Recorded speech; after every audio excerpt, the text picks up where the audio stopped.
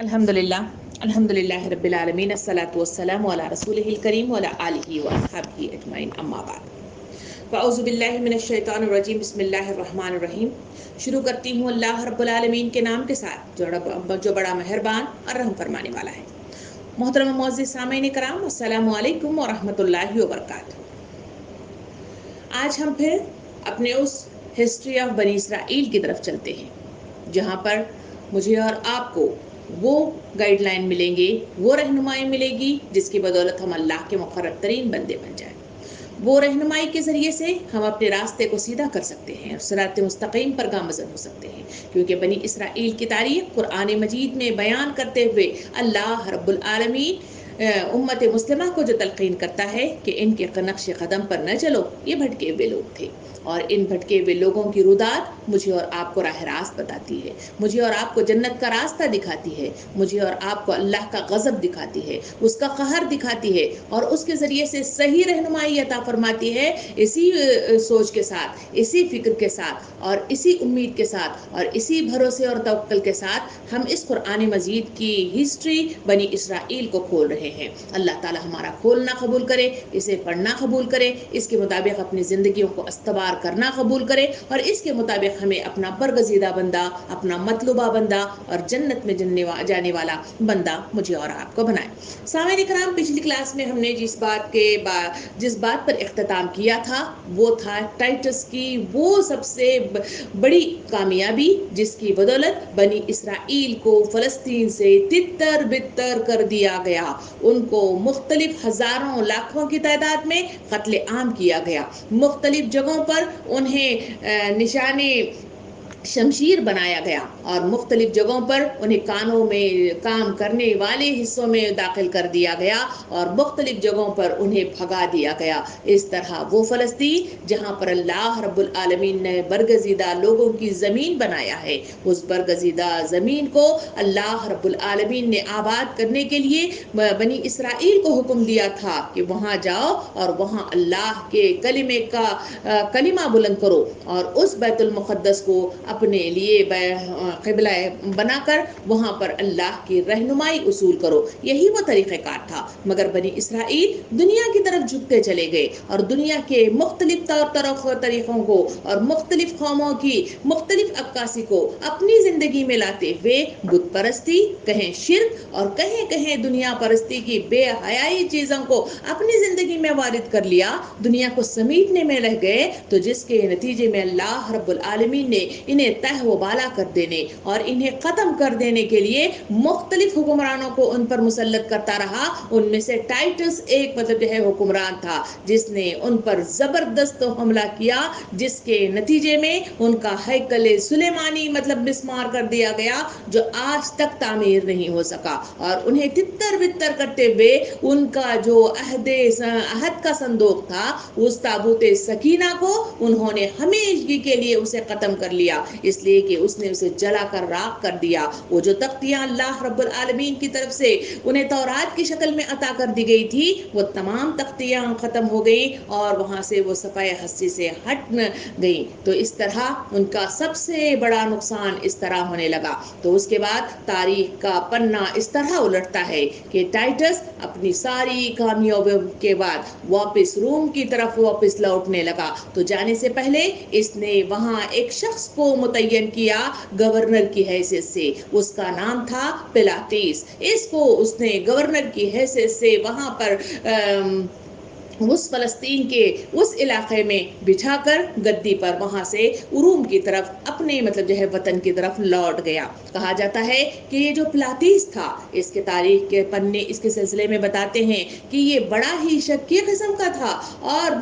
ذہنی طور پر فیصلہ جلدی نہیں کر پاتا تھا، لوگوں کی باتیں زیادہ سن لیتا تھا، جس کے نتیجے میں فیصلہ کرنے میں ہمیشہ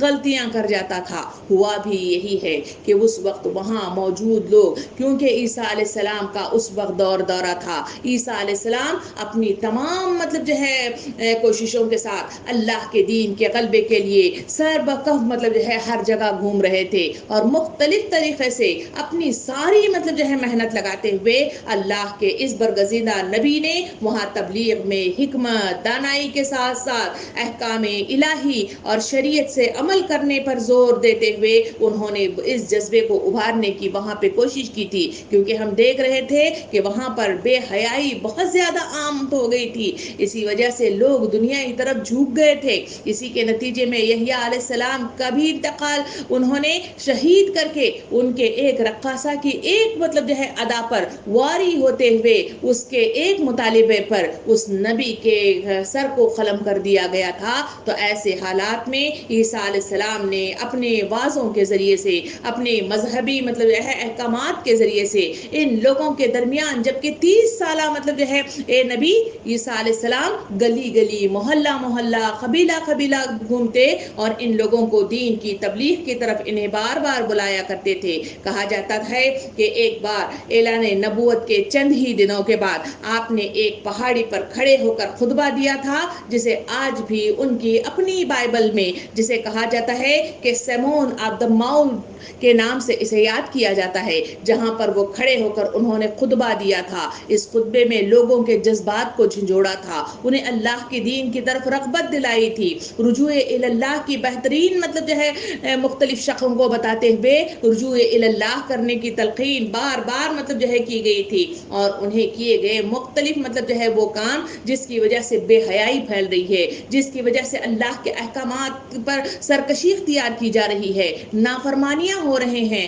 गुनाह सरजद हो रहे हैं। अल्लाह के इस नबी ने इन पर जोर देते हुए बहुत मतलब जो है इस रास्ते की तरफ बुलाने की कोशिश की कि सही रास्ते पर गामजन होना तुम्हारी अपनी निजात है। सही रास्ते पर गामजन होना अल्लाह के कहर को नहीं बल्कि उसकी खुशनुदी को दावत देता है और जन्नत में जाने वाला रास्ता भी अता फरमाता है, और उसके नतीजे में हुकूमतें ही नहीं बल्कि दुनिया के ऐश आराम भी अता कर दिए जाते हैं। अगर तुम ये तरीक़ेकार न अपनाओगे तो तुम पर से अज़ाबात मतलब जो है डाले जाएंगे और तुम्हें खींच कर मतलब जो है इस दुनिया में भी जिल्लत रुसवाई अता कर दी जाएगी, और इस दुनिया के बाद भी तुम्हें इसी तरह की जिल्लत उस मैदान हश्र में अता की जाएगी। इसकी तलकीन अपने खुतबों में मुख्तलिफ तरीके से देते रहे। कहा जाता है कि इसी दरमियान में वहाँ हम 3 मतलब जो है तबकों का तस्करा कर चुके हैं, जहाँ पर हम देखा कि सदूकी थे और फुक़हा कराम थे यानी फुरूसी थे और सरताज थे।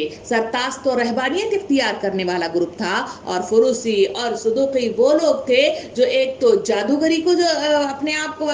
जादूगरी के जरिए से लोगों को अपने मुख्तलिफ तरीके से हैंडल किए हुए थे, और सदूकी अपने फुक़हा यानी मुख्तलिफ मतलब जो है अपनी दुनियावी फ़िक़्ह मतलब बयान करते हुए उन्होंने अपनी मतलब जो है दुकान को गर्म किया हुआ था। इन दोनों को बड़ा मतलब जो है परेशानी होने लगी, यानी सदूकी और फुरूसी तबके को महसूस होने लगा कि ईसा अलैहिस्सलाम इनके लिए एक खतरा बनते चले जा रहे हैं, क्योंकि उनकी कुर्सी, उनका धाक और उनकी अपनी मतलब जो है रसूख जो इस मतलब जो है माशरे के अंदर होना चाहिए था वो ख़त्म होने लगा, क्योंकि ईसा अलैहिस्सलाम अपने ही मतलब जो है अल्लाह के हुक्म से 4 मौजज़ात उन्हें अता किए गए थे, उन मौजज़ात के ज़रिए से मुख्तलिफ तरीक़े से लोगों की इस्लाह करने और उनकी जहन साजी करने और उनके अंदर के जज्बात को उभारने में बड़ा अहम किरदार अदा कर रहे थे। ऐसे वक्त ये अपने ही लोग जो ये 2 तबके के थे इनको खतरा सा महसूस होने लगा। इस खतरे का हल उन्होंने क्या निकाला? उन्होंने सोचा कि ऐसा मतलब जो है हो नहीं सकता, तो इसलिए उन्होंने एक ग्रुप मतलब जो है तश्कील दी। इस ग्रुप के साथ उन्होंने प्लातीस से राबता कायम किया और राब्ते के साथ उन्होंने प्लातीस को, क्योंकि वो कान का कच्चा शख्स था, उस गवर्नर के सामने जाकर बात रखी कि ये ईसा अलैहिस्सलाम हमारे मजहब के लिए बड़ा खतरा साबित हो रहे हैं, इसलिए कि इन्होंने अपनी दुकान को गरमा रखा है, इसकी वजह से लोग गुमराह होते चले जा रहे हैं और हो सकता है कि आपकी हुकूमत को भी खतरा हो जाए और आपकी कुर्सी का तख्ता भी उलट दिया जाए, क्योंकि लोग ان کے گرد جمع ہونے لگے ہیں اور لوگ ان کے حامی بننے لگے ہیں، تو ایسی صورت میں ہمارے لیے ضرورت اس بات کی ہے کہ ان کو پکڑ کر قید کر لیا جائے یا ان کو صفائے ہستی سے ختم کر دیا جائے۔ تو یہ تمام باتیں پلاطیس سے کر دی گئی، تو پلاطیس نے سوچا، نہ سمجھا، نہ پرکھا، نہ معلومات حاصل کی، کیونکہ کان کا کچا تھا، اس نے فوراً ہی مطلب جو ہے حکومتی لیول پر آرڈر پاس کر دیا، حکم پاس کر دیا کہ جاؤ اور عیسیٰ علیہ السلام کو قید کر کے لے آیا جائے، یعنی پکڑ کر لے آیا جائے۔ یہ تفصیلات کے ساتھ ہمارے سامنے یہ بات آتی ہے کہ عیسیٰ علیہ السلام اس وقت مذہبی تہوار کی غرض سے بیت المقدس آئے ہوئے تھے، کیونکہ عیسیٰ علیہ السلام کا کوئی گھر نہیں تھا، کوئی بستی مطلب خاص نہیں تھی جہاں پر وہ رکتے تھے، بلکہ ہر بستی، ہر مطلب جو ہے گلی، ہر محلے میں وہ گردش کرتے، رات ہو جاتی تو زمین پر مطلب جو ہے سو جایا کرتے تھے۔ ان کے کپڑے بالکل آدھے تھے، اوپر کا حصہ ننگا اور نیچے صرف تہبند باندھے ہوئے سادہ زندگی کے ساتھ لوگوں کے درمیان گردش کرتے اور اپنے احکامات کے ذریعے سے لوگوں کو صحیح راستے پر گامزن کرنے کی تلقین کرتے ہوئے چلے جاتے تھے۔ ایسے حالات میں ایک مذہبی تہوار کی غرض سے جب وہ یہاں پہ تشریف بیت المقدس آئے، اسی موقع سے مناسبت رکھتے ہوئے پلاطیس کے کان بھر دیے گئے۔ پلاطیس نے حکم دیا کہ جاؤ عیسیٰ علیہ السلام کو مطلب جو ہے پکڑ کر لایا جائے۔ عیسیٰ علیہ السلام اس وقت اپنے 11 شاگردوں کے ساتھ، کہا جاتا ہے کہ شہر سے ذرا دور مطلب جو ہے جگہ پر ایک شباشی کے لیے، جہاں پہ کہا جاتا ہے گیٹ سنمونز کے نام سے ایک بستی کا نام لیا جاتا ہے، جہاں پر وہ آرام کی غرض سے وہاں اپنے شاگردوں کے ساتھ وہاں تشریف فرما تھے۔ ایسے وقت میں پلاطیس کی طرف سے ایک فوج لے کر رواں مطلب جو ہے وہاں ہو گیا،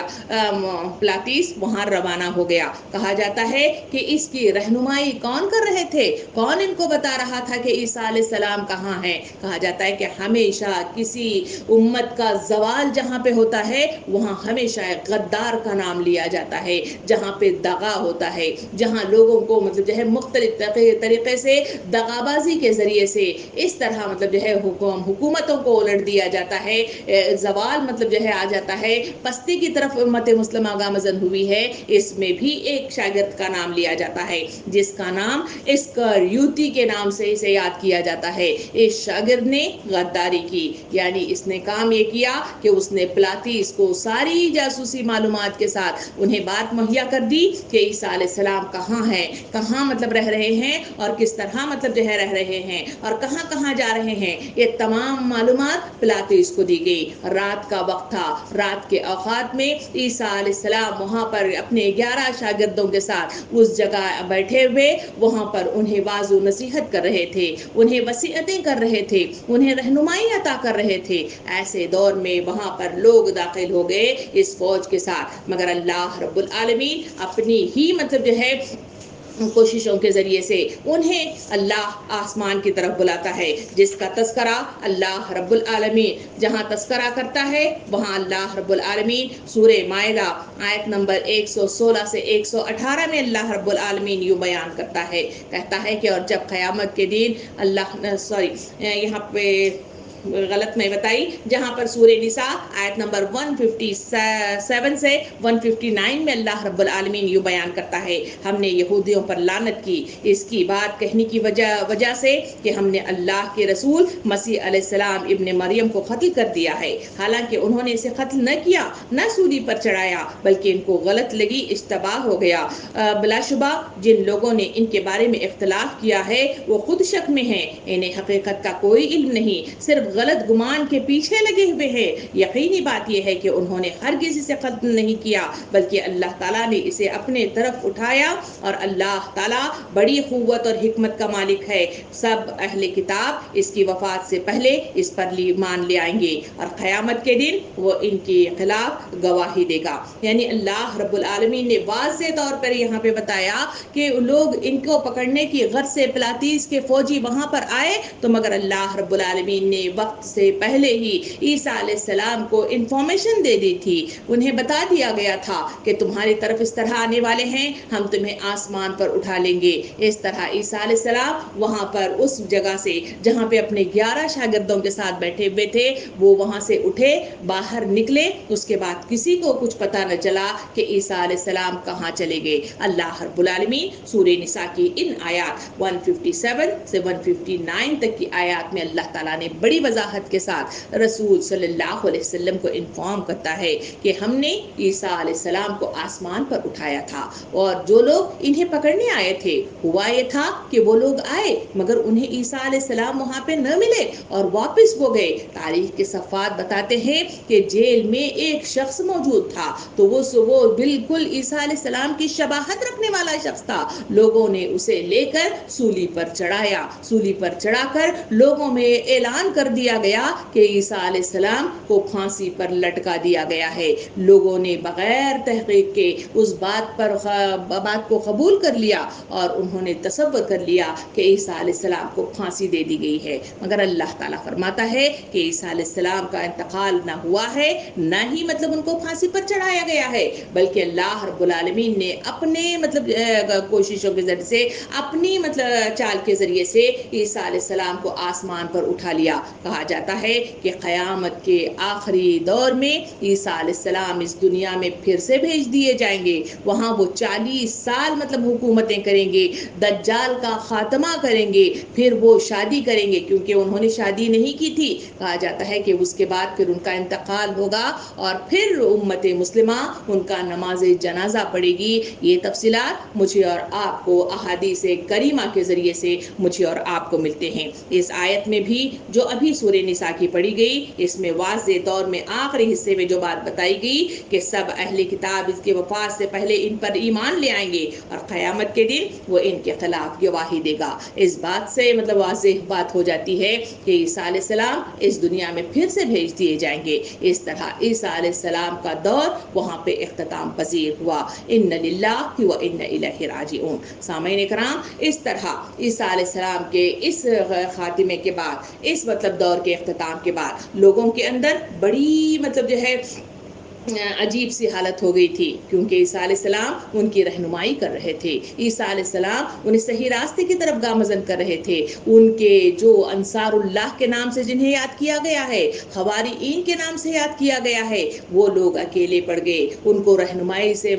محروم کر دیے گئے، اسی وجہ سے پریشان حال تھے، کیونکہ کہا جاتا ہے کہ اس وقت کے جو علماء کرام کو صحیح طور کے ساتھ وہاں پر اپنا منصب کو سمجھتے ہوئے، اپنی ذمہ داریوں کو سمجھتے ہوئے صحیح رخ کے ساتھ صحیح راستے کی طرف گامزن ہونا شرط اول تھا، مگر ایسا ہوا نہیں، بلکہ لوگوں نے مختلف طریقوں سے اپنے اندر پھر سے گمراہی کے راستوں کو استوار کرتے چلے گئے اور اس طرح راہ راست گم ہوتی چلی گئی۔